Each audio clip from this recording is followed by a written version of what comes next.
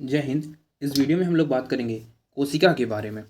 इसके पहले मैंने इसका एक फर्स्ट पार्ट अपलोड कर दिया है, ये इसका सेकेंड पार्ट है। अगर आप लोगों ने फर्स्ट पार्ट नहीं देखा है तो डिस्क्रिप्शन में उसकी लिंक है, आप लोग जाके सबसे पहले फर्स्ट पार्ट देखिए, फिर सेकेंड पार्ट पे आइए। तो आज के इस वीडियो में हम लोग डिस्कस करेंगे कि जीव द्रव्य क्या होता है, यानी प्रोटोप्लाज्म क्या होता है। तो जीव द्रव्य की बात की जाए तो जीव द्रव्य का नामकरण किया था पुरकिंजे ने। अब ये जीव द्रव्य क्या होता है तो हम लोग समझते हैं इसे अच्छे से। ये हमारी कोशिका है, कोशिका के अंदर ये इतने सारे अंग पाए जाते हैं। तो इन अंगों में क्या होता है, दो प्रकार के लिक्विड्स भरे होते हैं। एक तो कोशिका के अंदर भरा होता है, दूसरा भरा होता है केंद्रक यानी न्यूक्लियस के अंदर भरा होता है। ठीक है। तो ये द्रव्य क्यों भरा जाता है, जैसे मान लीजिए ये कोई एक झोला है या थैला है जिसके अंदर हम लोग बहुत सारे सामान, जैसे मान लीजिए कुछ मात्रा में हम लोग ग्लास ले लें, कुछ चम्मच ले लें, कटोरी ले लें, इन सभी चीज़ों को हम लोग इसमें इकट्ठा करके और दौड़ना स्टार्ट करेंगे तो क्या होगा, आपस में वो लोग टकराएंगे। ये लोग क्या होंगे, बार बार अपने पे टकराएंगे और टकराने के बाद क्या होगा कि खराब हो जाएंगे। इसलिए और वहीं पे अगर हम लोग क्या करें, उस डब्बे के अंदर या उस थैले के अंदर शहद भर दें, पूरी तरीके से शहद, और शहद के अंदर इन सभी को डाल देंगे तो शहद क्या होता है, काफ़ी गाढ़ा लिक्विड होता है। तो इसमें ये सभी चीज़ें क्या होंगी, आपस में टकराएंगी नहीं। तो ठीक उसी प्रकार से भगवान भी एकदम बहुत होशियार थे। उन्होंने क्या किया कि जीवद्रव्य भर दिया कोशिकाओं के अंदर, क्योंकि उनको पता था कि अगर माइटोकॉन्ड्रिया, गाल्जी बॉडी वैक्यूल्स वगैरह जब दौड़ेंगे कोई भी मतलब आपस में, तो ये दोनों टकराएंगे। और कहीं गलती से अगर लाइसोसोम से टकरा गए तो लाइसोसोम अगर भड़क गया ना तो इन सबको ले डूबेगा।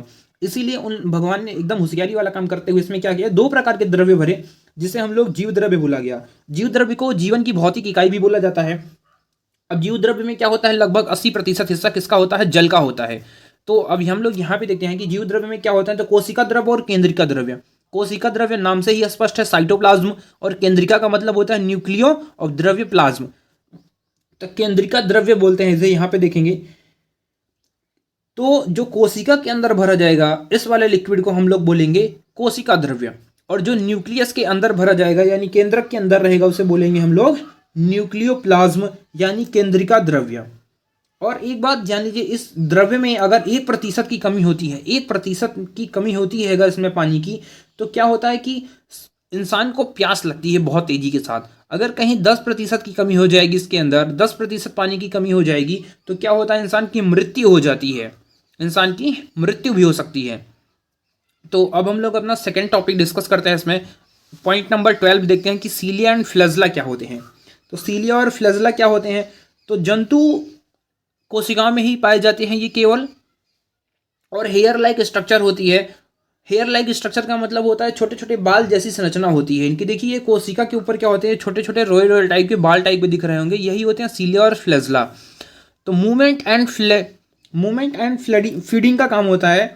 मतलब इनका काम क्या होता है कि कोशिका को मूवमेंट देना यानी गति प्रदान करना, और साथ के साथ अगर इसके आसपास कोई, जैसे मान लीजिए जलीय चीज या फिर द्रव्य द्रव्य के फॉर्म में, लिक्विड के फॉर्म में कोई वस्तु आती है, तो ये क्या करता है, इसको अपने अंदर रीस्टोर कर लेता है, मतलब अवशोषित कर लेता है उसे।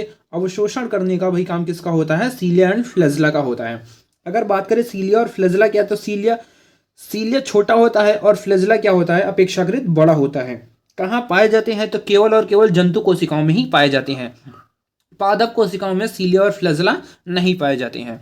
तो अगले पॉइंट के बारे में हम लोग डिस्कस करते हैं कि लवक क्या होते हैं यानी प्लास्ट। तो लवक प्लास्टिड क्या होते हैं, तो यह केवल और केवल पादपों में पाए जाते हैं। लवक लवक कितने प्रकार के होते हैं, तो 3 प्रकार के, क्लोरोप्लास्ट, ल्यूकोप्लास्ट और क्रोमोप्लास्ट। क्लोरोप्लास्ट का हिंदी होती है हरित लवक, ल्यूकोप्लास्ट का मतलब अवर्णीय लवक, और क्रोमोप्लास्ट का मतलब होता है वर्णीय लवक। देखिए हरित लवक पत्ती, तना, भोजन, निर्माण का काम करता है। पत्तियों का हरा रंग किसके कारण होता है, क्लोरोफिल के कारण, तो वो क्लोरोप्लास्ट के अंदर ही होता है। तो यहाँ पे हम लोग देखेंगे जो पत्तियां होती हैं, तना होता है, भोजन, निर्माण, ये सभी इन सभी में क्या होते हैं, हरित लवक के कारण ही होते हैं। ठीक है। अवर्णीय लवक कहाँ पाए जाते हैं, तो जड़ मूल में पाए जाते हैं, जड़ मूल। और इनका काम क्या होता है, भोजन को स्टोर करना यानी संग्रह करना, संग्रह करना। ठीक है।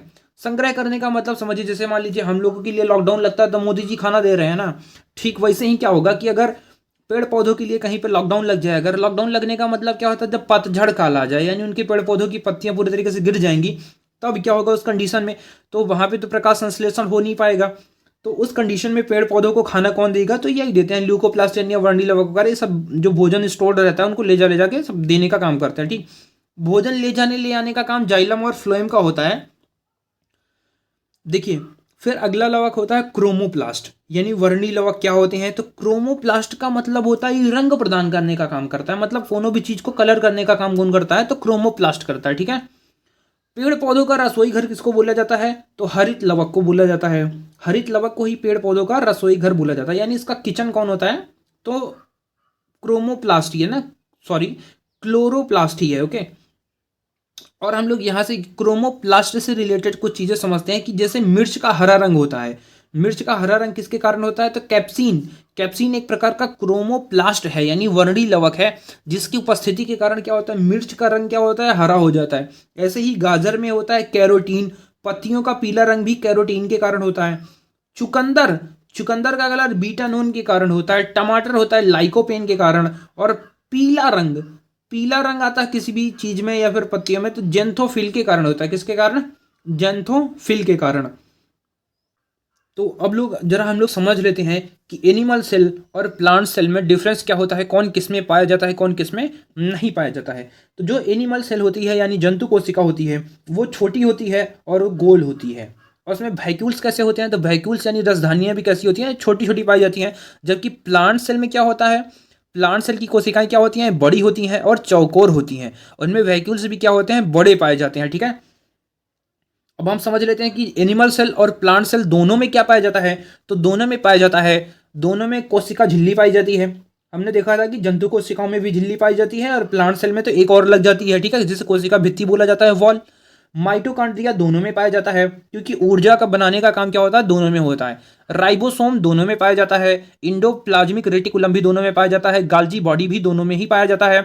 केंद्रक दोनों में पाया जाता है। और सेंट्रोसोम यानी कोशिका विभाजन दोनों में पाया जाता है। दोनों में पाए जाने का मतलब सेंट्रोसोम तो सिर्फ और सिर्फ अगर देखा जाए तो जंतु कोशिका में पाया जाता है, पादप कोशिकाओं में नहीं। क्योंकि हम ये जो सेंट्रोसोम होता है ये बहुत ही छोटे छोटे पेड़ पौधों में पाया जाता है। बड़े प्रकार के पेड़ पौधों में कोशिका विभाजन सेंट्रोसोम से ना होकर सेल प्लेट के द्वारा होता है, सेल प्लेट के द्वारा। अब हम लोग समझ लेते हैं कि एनिमल सेल में सिर्फ और सिर्फ एनिमल सेल में ही पाए जाने वाले क्या क्या हैं। तो सीलिया और फ्लेजला कहाँ पाए जाते थे? तो सीलिया और फ्लेजला सिर्फ और सिर्फ एनिमल सेल में पाए जाएंगे। लाइसोसोम कहाँ पाया जाएगा? तो लाइसोसोम सिर्फ और सिर्फ एनिमल सेल में ही पाया जाना है, यानी जंतु कोशिकाओं में ही पाया जाएगा। अच्छा, पादप कोशिकाओं में क्या होगा? तो सेल वॉल यानी कोशिका भित्ति कहाँ पाई जाएगी? तो सिर्फ और सिर्फ पादप कोशिकाओं में। प्लास्टिड कहाँ पाए जाएंगे? यानी लवक। तो लवक सिर्फ और सिर्फ पाए जाते हैं कहाँ पे? प्लांट सेल में ही पाए जाते हैं, ठीक है। इसके बारे में अब जरा हम लोग थोड़ा सा और आगे चलते हैं, हम समझ लेते हैं कि प्रोकैरियोटिक और यूकैरियोटिक कोशिकाएं क्या होती हैं। देखिए, प्रोकैरियोटिक और यूकैरियोटिक के बीच में बहुत सारे डिफरेंसेस निकल के आते हैं, ठीक है। प्रोकैरियोटिक कोशिकाएं क्या होती हैं और यूकैरियोटिक कोशिकाएं क्या होती हैं? तो प्रोकैरियोटिक कोशिकाएं अपेक्षाकृत छोटी होती हैं। इनमें क्या होता है? नो इन्वेलप ऑन न्यूक्लियस, यानी केंद्रक के ऊपर किसी भी प्रकार का लिफाफा या इन्वेलप नहीं पाया जाता है, ठीक है। और यूकैरियोटिक कोशिकाएं क्या होती हैं? ये अपेक्षाकृत बड़ी होती हैं और इनमें केंद्रक के चारों ओर एक प्रकार का इन्वेलप पाया जाता है, एक लिफाफे जैसी संरचना या झिल्ली पाई जाती है, ठीक है। इनमें श्वसन कहाँ होता है? तो प्रोकैरियोटिक कोशिकाओं में। तो प्रोकैरियोटिक कोशिकाओं में होता है श्वसन जीव द्रव्य से होता है। और इसमें कहाँ से होता है? तो माइटोकॉन्ड्रिया से। यूकैरियोटिक कोशिका, यूकैरियोटिक कोशिका के अंतर्गत जंतु और प्लस पादप, जंतु प्लस पादप ये तीनों ही दोनों ही आ जाते हैं। तो पादपों में श्वसन तो माइटोकॉन्ड्रिया में नहीं होता, लेकिन कहाँ होता है? जंतुओं में श्वसन कहाँ होता है? माइटोकॉन्ड्रिया के द्वारा ही संपन्न होता था, क्रेब्स चक्र चलता था। अच्छा, अब हम लोग देख लेते हैं कि दोनों में क्या क्या पाया जाता है। तो सीलिया और फ्लेजला दोनों में ही पाया जाता है। क्यों? क्योंकि इसके अंदर क्या होता है? जंतु और पादप दोनों आते हैं। पादपों में सीलिया फ्लेजला नहीं पाया जाता, जबकि किसमें पाया जाता था? जंतु कोशिका में। तो यूकैरियोटिक कोशिका में तो जंतु और पादप दोनों आता है। तो इसका मतलब सीलिया और फ्लेजला कहाँ पाए जाएंगे? दोनों में पाए जाएंगे। डीएनए या जीव द्रव्य कहाँ पाया जाएगा? तो दोनों में ही पाया जाएगा। प्रकाश संश्लेषण, तो प्रकाश संश्लेषण दोनों में होगा। अब आप कहेंगे कि इसमें तो जंतु कोशिका में नहीं होगा, लेकिन पादप कोशिका में तो होगा ना प्रकाश संश्लेषण। तो पादप कोशिका भी कहाँ पाई जाती है? यूकैरियोटिक। तो हम लोग डिफरेंस देख रहे हैं यूकैरियोटिक और प्रोकैरियोटिक के बीच में। तो कोशिका झिल्ली भी पाई जाती है। अब कोशिका भित्ति, तो कोशिका भित्ति हम लोग देखेंगे तो सिर्फ और सिर्फ पादप कोशिकाओं में पाई जाती है, तो मतलब इधर भी पाई जाएगी और प्रोकैरियोटिक में भी पाई जाएगी, ठीक है। तो कोशिका भित्ति जो वॉल होती है वो पेड़ पौधों में किसकी बनी होती है? सेलुलोज की। और जो प्रोकैरियोटिक कोशिकाएं होती है उनमें बनी होती है पेप्टिडोग्लाइकेन की। किसकी बनी होती है? पेप्टिडोग्लाइकेन की। यानी जीवाणुओं की कोशिका भित्ति किसकी बनी होती है? पेप्टिडोग्लाइकेन की।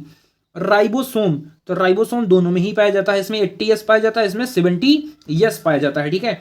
अब हम लोग देख लेते हैं कि यूकैरियोटिक कोशिकाओं प्रोकैरियोटिक कोशिकाओं में क्या क्या नहीं पाया जाता है। तो प्रोकैरियोटिक कोशिका में माइटोकॉन्ड्रिया नहीं पाया जाता है। प्रोकैरियोटिक कोशिका में गाल्जी बॉडी, सेंट्रोसोम और लाइसोसोम ये सभी नहीं पाए जाते हैं। ठीक है, तो उम्मीद करता हूँ आपको यह वीडियो अच्छी तरीके से समझ आई होगी और इसके आगे हम लोग डिस्कस करेंगे डीएनए आरएनए गुणसूत्रों के बारे में। तो उसके लिए हम नेक्स्ट वीडियो लेके आएंगे। मिलते हैं नेक्स्ट वीडियो में, तब तक के लिए जय हिंद।